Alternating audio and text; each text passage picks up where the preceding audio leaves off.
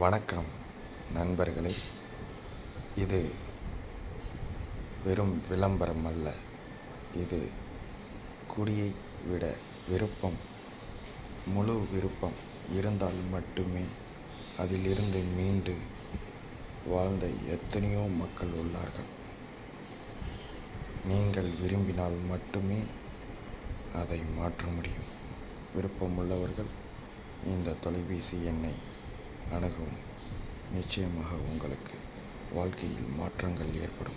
ஆண்களாக இருக்கலாம், பெண்களாக இருக்கலாம். எந்த ஒரு பாகுபாடும் இதில் கிடையாது.